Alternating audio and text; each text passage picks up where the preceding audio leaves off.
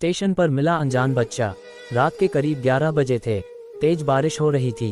Indian railways के छोटे से स्टेशन पर लोग अपनी अपनी ट्रेन का इंतजार कर रहे थे। कोई मोबाइल चला रहा था, कोई चाय पी रहा था, तो कोई जल्दी घर पहुंचने की चिंता में था। उसी भीड़ के बीच 32 साल का राहुल एक बेंच पर चुपचाप बैठा था। शहर में नौकरी करता था, लेकिन उस रात उसके चेहरे पर अजीब उदासी थी। कुछ दिन पहले ही उसकी मां का निधन हुआ था। अब घर लौटने का मन भी नहीं करता था। तभी उसे पास से हल्की रोने की आवाज सुनाई दी। उसने इधर उधर देखा तो एक छोटा सा बच्चा प्लेटफॉर्म के कोने में बैठा रो रहा था। उसकी उम्र मुश्किल से 5 साल होगी। कपड़े गीले थे और हाथ में एक टूटी हुई खिलौना कार थी। राहुल उसके पास गया और धीरे से बोला, बेटा क्या हुआ, तुम अकेले क्यों बैठे हो? बच्चे ने रोते रोते कहा, मम्मी खो गई। राहुल का दिल कांप उठा। उसने बच्चे को पानी दिया और अपने पास बैठा लिया। नाम क्या है तुम्हारा? चिंटू। और मम्मी का नाम? मुझे नहीं पता, सब उन्हें मम्मी कहते हैं। राहुल हल्का सा मुस्कुराया, लेकिन उसकी आंखें भर आईं। बच्चा बहुत डरा हुआ था। उसने स्टेशन पर अनाउंसमेंट करवाया, पुलिस वालों से बात की, लेकिन घंटों तक कोई नहीं आया। बारिश और तेज हो चुकी थी। चिंटू धीरे धीरे राहुल से घुलने लगा। उसने पूछा, अंकल आपकी मम्मी कहाँ हैं? ये सुनते ही राहुल कुछ पल के लिए चुप हो गया। उसकी आंखों में आंसू आ गए। मेरी मम्मी भगवान के पास चली गईं।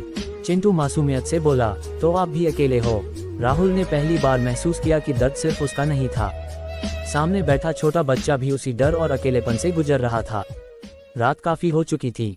राहुल ने चिंटू को खाना खिलाया। बच्चा बहुत भूखा था। खाना खाते खाते वह राहुल के कंधे पर सिर रख कर सो गया।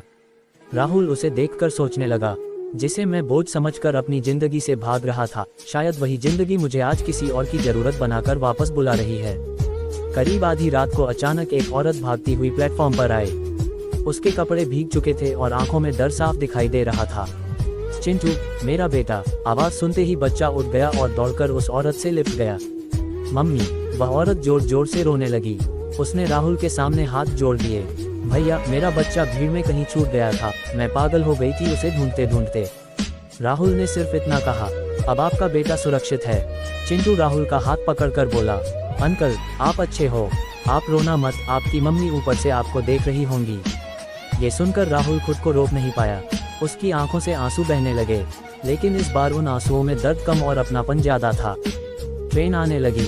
चिंटू अपनी मां के साथ जाने लगा, लेकिन जाते जाते उसने अपनी टूटी हुई खिलौना कार राहुल को दे दी। ये आपके लिए, ताकि आप अकेले ना महसूस करो। ट्रेन धीरे धीरे स्टेशन से निकल गई। राहुल उसी प्लेटफॉर्म पर खड़ा रहा, हाथ में छोटी सी खिलौना कार लिए। पहली बार उसे लगा कि शायद जिंदगी अभी खत्म नहीं हुई, क्योंकि कभी कभी एक अनजान बच्चा भी इंसान को फिर से जीना सिखा देता है।